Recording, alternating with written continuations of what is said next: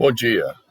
Estamos continuando nossa próxima lição no livro de Gênesis. Hoje eu coloquei o título como O Futuro. A última mensagem ficou meio negativo, sendo que terminamos com o resultado do conflito provocado pelo pecado. Como é que pode ser positivo? Nós descobrimos que o conflito era entre o homem e Deus, em que o resultado foi o quê? Culpa, vergonha, medo. E ainda hoje em dia nós temos as mesmas coisas, porque nós somos do mesmo povo. Nós somos pecadores. Também criou o conflito entre homem e mulher. Tem que entender que Eva foi criada do lado de Adão. Não foi para ser maior do que Adão ou menor do que Adão, mas ao lado. Mas por causa do pecado, Deus falou: multiplicarei grandemente a tua dor e a tua conceição, com dor darás à luz filhos, e o teu desejo será para o teu marido, e ele te dominará. Foi o resultado do pecado. Outra consequência, ou seja, conflito do pecado, era conflito entre o homem e a criação. Já pensou? Antes do pecado, o Adão andou no meio de leões, tigres, ursos, cobras, tudo, sem nada de medo, sem nada de problemas. Mas por causa do pecado, tudo mudou. Até o Senhor falou com Adão: maldito é a terra por causa de ti. Por causa do pecado, nosso mundo está no estado que se encontra hoje em dia.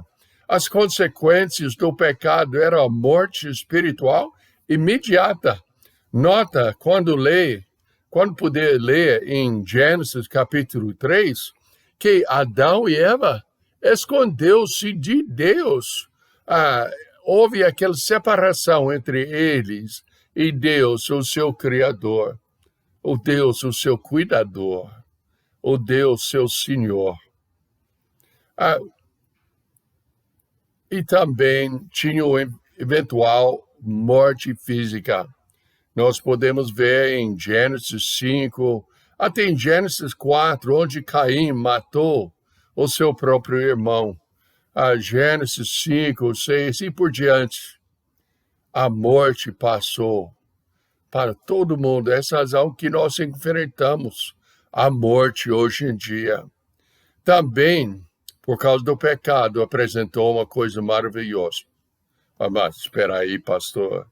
Apresentou-se uma coisa maravilhosa? É a necessidade da redenção. Deus queria fornecer a redenção para o homem pecador. Em Gênesis, capítulo 3, verso 15, já mostra a promessa do Senhor Jesus Cristo. Não é mencionado o nome dele, mas a detalhe que fala que o seu calcanhar vai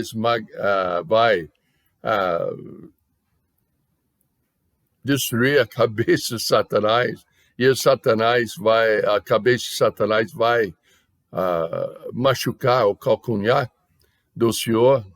Mostra a morte terrível da cruz que o Senhor ia passar. Gênesis, então, capítulos 1 a 11, nos deixa agarrados na esperança. Nós temos de entender que Satanás será derrotado. O pecado será destruído. A Bíblia fala em capítulo 3, versos 14 e 15. Então o Senhor Deus disse à serpente: porquanto fizesse isto, maldita serás mais que toda fera, e mais que todos os animais do campo. Sobre o teu ventre andarás, e pó comerás todos os dias da tua vida. e porei inimizade entre ti e a mulher, e entre a tua semente e a sua semente. Esta te ferirá a cabeça, e tu ferirás ao calcanhar. A criação de Satanás foi por Deus. Satanás rebelou-se contra Deus, e aí ele tentou, realmente foi com pouco sucesso, danificar a criação de Deus. Mas qual é a nossa esperança? A criação de Deus será restaurada completamente.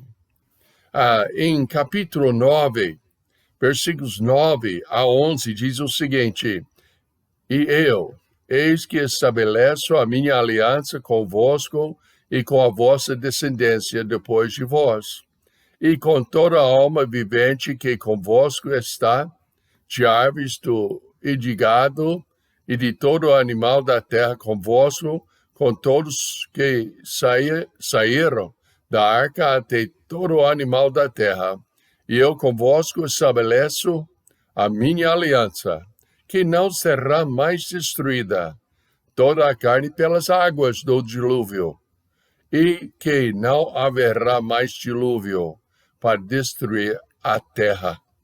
Deus fez aliança com Noé, a aliança de redenção. Quando pensamos sobre a arca da aliança, ou seja, a arca de Noé, muitas pessoas focalizam na destruição total do mundo, da terra, de todos os animais, todo o povo e tudo. Mas temos de entender que a arca também foi a redenção do povo de Noé. Noé, sua esposa, seus 3 filhos e suas 3 noras. Pensa bem sobre isso. A Bíblia mostra claramente que Deus salvou Noé e sua família. Por quê? Noé colocou a sua confiança em Deus. É a mesma coisa hoje em dia. Nós podemos ver toda a corrupção do nosso mundo, mas Deus também oferece a redenção na pessoa do Senhor Jesus Cristo. Notamos em Gênesis capítulo 3, que versos 8 a 9, que Deus buscou o culpado. Ele buscou Adão e Eva, sabendo que Adão e Eva pecou. Escuta bem o que a palavra de Deus ensina. E ouviram a voz do Senhor Deus, que passeava no jardim pela viração do dia, e esconderam-se Adão e sua mulher da presença do Senhor Deus, entre as árvores do jardim. E chamou o Senhor Deus a Adão e disse: Onde estás? E ele disse: Ouvi a tua voz soar no jardim, e temi, porque estava nu e escondi-me. Deus cobre o vergonhoso, além de procurar o culpado que estava nu por causa do pecado, ele fez uma roupa. Gênesis capítulo 3, verso 21 fala: E fez o Senhor Deus a Adão e a sua mulher túnicas de peles e os vestiu. Temos de entender que Deus busca o culpado. Ele veste a pessoa nua. E ele julgue e protege o pecador. Capítulo 4, versículos 13 a 16, fala o seguinte: Então disse Caim ao Senhor: É maior a minha maldade que eu posso ser perdoada. Eis que hoje me lanças da face da terra, e da tua face me esconderei, e serei fugitivo e vagabundo na terra, e será que todo aquele que me achar me matará. O Senhor, porém, disse-lhe: Portanto, qualquer que mata Caim 7 vezes será castigado. E pôs o Senhor um sinal em Caim, para que o não ferisse qualquer que o achasse. E saiu Caim de diante da face do Senhor, e habitou na terra de noite, do lado oriental do Édom. Tem pessoas que ficam preocupadas sobre esta marca. Qual é a marca que Deus colocou em Caim? Tem os racistas que quer dizer que ele ficou preto, ele ficou escuro. Mas não, não é nada disto. É capaz, eu não sei qual é a marca, talvez Deus colocou uma marca que não matarás. Sei lá. O importante é que Deus julgou o pecador e ele também deu proteção para a mesma pessoa, Caim, que matou seu próprio irmão. O nome de Deus será louvado em qualquer situação. E o povo espalhado. O que eu queria dizer com isso? Deus mandou o povo espalhar e ocupar a terra. Eles novamente, em capítulo 11, rebelaram contra Deus, falaram, não vamos espalhar-nos no mundo inteiro. Vamos congregar aqui, vamos construir uma torre para alcançar o céu, vamos criar um povo nobre e tal, orgulhoso e tudo. E Deus tinha jeito nisso, não tinha? Ele desceu e ele falou, esse povo é danado. E ele misturou as línguas. Eu gostaria hoje em dia se esse povo não rebelasse contra Deus. Aí eu não falaria enrolado como eu falo. Mas o fato é que Deus misturou as línguas. Escuta bem o que a Bíblia fala. E era toda a terra de uma mesma língua e de uma mesma fala. E aconteceu que, partindo eles do Oriente, acharam um vale na terra de Sinar e habitaram ali. E disseram uns aos outros, eia, façamos tijolos e queimemo-los bem. E foi-lhes o tijolo por pedra e o betume por cal. E disseram, eia, edifiquemos nós uma cidade e uma torre, cujo cume toco nos céus, e façamos-nos um nome, para que não sejamos espalhados sobre a face de toda a terra. Então desceu o Senhor para ver a cidade e a torre que os filhos dos homens edificaram. E o Senhor disse, eis que o povo é um, e todos têm a mesma língua. Isso é o que comecem a fazer. E agora não haverá restrição para tudo o que eles intentaram fazer. E desçamos e confundamos ali a sua língua, para que não entenda a língua do outro. Assim o Senhor os espalhou dali sobre a face de toda a terra, e cessaram de edificar a cidade, e por isso se chamou o nome de Babel, porquanto ali confundiu o Senhor a língua de toda a terra, e dali os espalhou o Senhor sobre a face de toda a terra. Tem muita gente que pensa, de onde vêm as raças? Na verdade, meus amados, não tem raças, tem uma raça só. É a raça humana. Essa raça nossa que não presta. Fala, então, pastor, de onde vêm todas as cores, vamos dizer, se não quiser usar a palavra raça? Pensa bem, as línguas foram misturadas. Quando tiver uma língua, o povo que fala aquela língua faz um grupo, não faz? Eu já vi em reuniões missionárias aqui no Brasil, eu já vi os brasileiros que só falaram português, estavam no seu canto. Os americanos que falaram português e inglês, às vezes mais inglês do que português, estavam no seu canto, falando inglês. Os brasileiros que já aprenderam inglês e queriam escutar inglês, então eles ficaram mais ou menos no meio, escutando o inglês e tudo para aprender melhor, vamos supor. Então, cada grupo ficou com o povo da sua própria linguagem. Aconteceu. Eu não sei. Podemos imaginar que um grupo mudou para a região da África, outra Ásia, outra Europa. Mudou. E começaram a criar o seu povo, a sua família.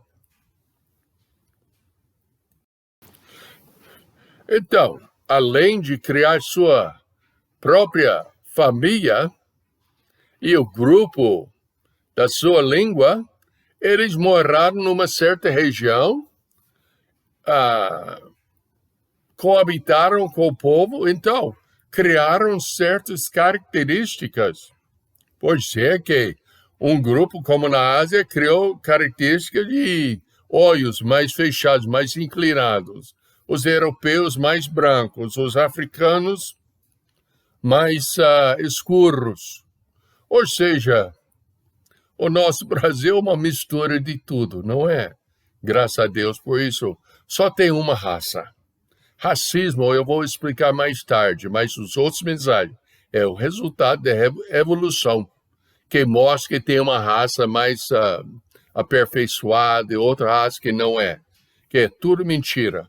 Deus criou uma raça só, a raça humana. Mas com todas essas doutrinas já estabelecidas, a relação da aliança de Deus com o seu povo já está em vigor nos 11 capítulos de Gênesis. Nós já vimos a aliança que ele fez com Noé, para nunca mais destruir a terra com água. Um dia ele vai reformar esta terra, mas com fogo. Mas a redenção está oferecida agora.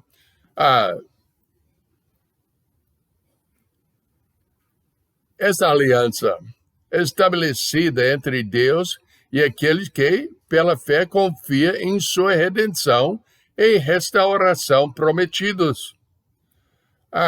Agora, o palco está montado para que Abraão entre em cena e Deus toma para si um povo especial chamado de Israel. No Velho Testamento, Deus escolheu Israel para trabalhar com eles e para que o Messias mais tarde saísse da tribo de Israel e que também nós poderíamos ser chamados um povo de Deus na pessoa do Senhor Jesus Cristo. Em Gálatas 3:7 fala assim: sabei, pois, que os que são da fé são filhos de Abraão. Colocando a sua confiança na pessoa do Senhor Jesus Cristo, você torna-se um filho da aliança que Deus fez com Abraão. Em Hebreus 11, versos 8 a 15, a palavra de Deus diz assim: sabei, pois, que os que são da fé são filhos de Abraão. Desculpe, eu li errado. Agora, Hebreus 11, versos 8 a 15.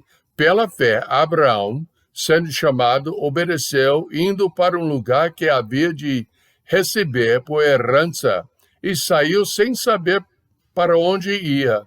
Pela fé, habitou na terra da promessa, como em terra alheia, morando em cabanas com Isaque e Jacó, herdeiros com ele da mesma promessa, porque esperava a cidade que tem fundamentos, da qual o artífice e construtor é Deus. Pela fé também a mesma Sara recebeu a virtude de conceber e deu à luz, já fora da idade, porquanto teve por fiel aquele que lhe tinha prometido.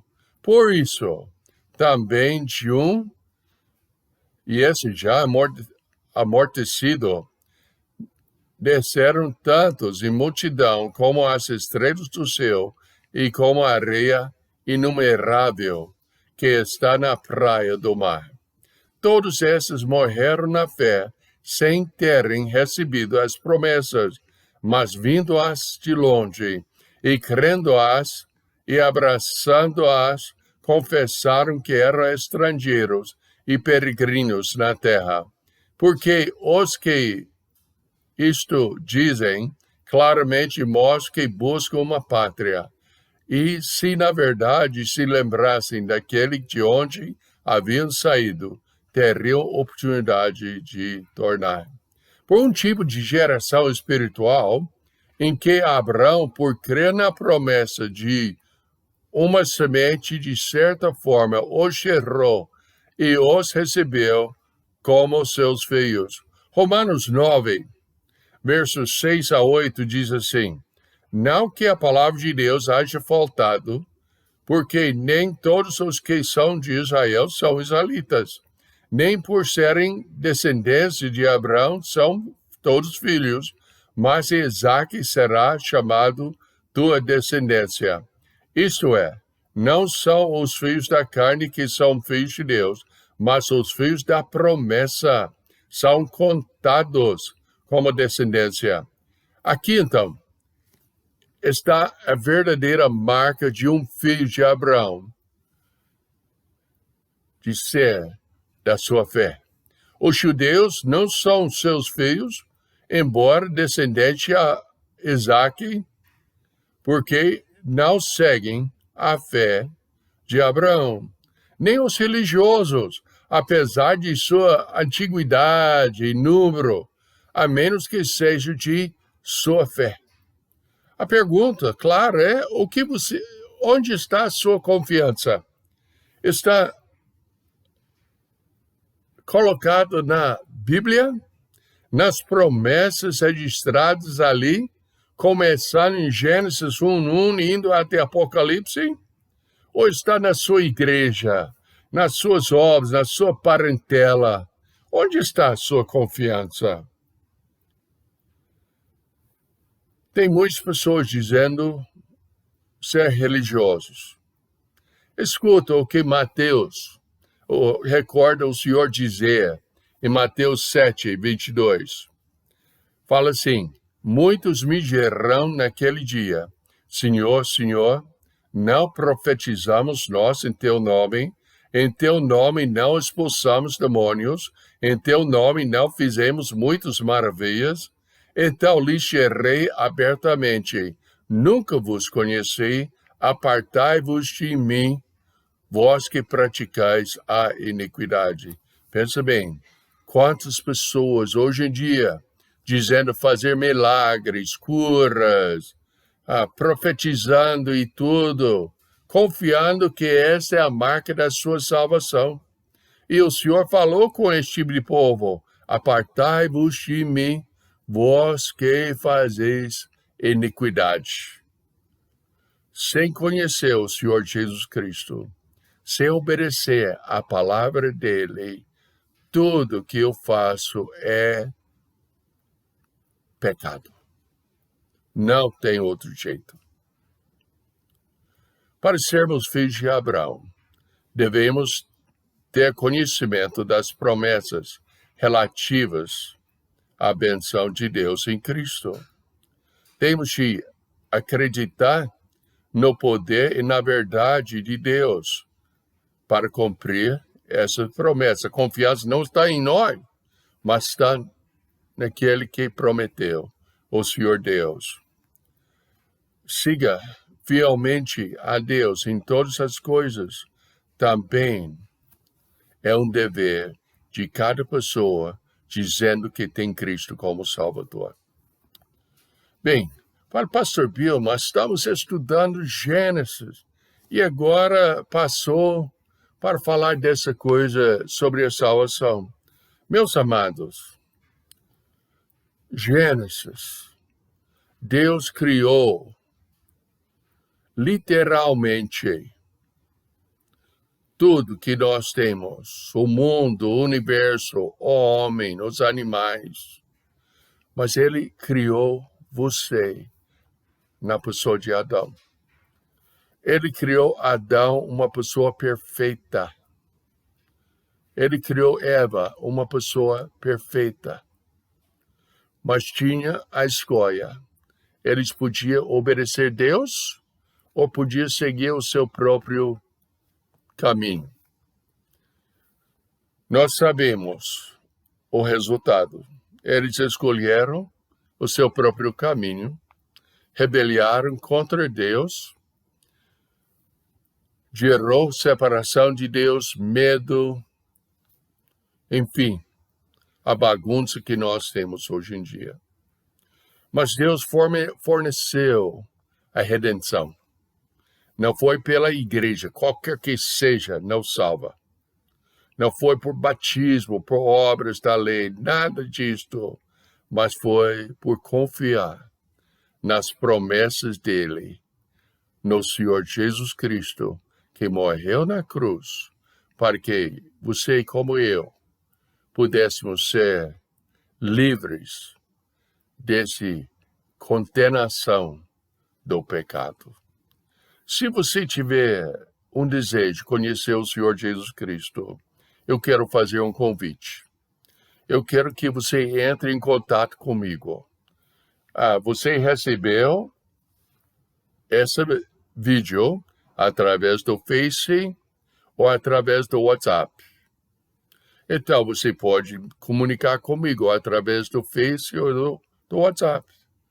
E pergunto, Pastor Pio, como é que eu posso realmente conhecer o Deus Criador, o Deus que quer me salvar? Eu gostaria de te ajudar. Vamos orar. Precioso Pai, nós te agradecemos pela mensagem. Nós oramos que o Senhor possa continuar a mensagem em nossos corações, que nós possamos, o Pai, obedecer ao Senhor em tudo. Em nome de Jesus Cristo eu oro. Amém. Então, até a próxima. Estamos aí estudando o livro de Gênesis. Então, Deus te abençoe.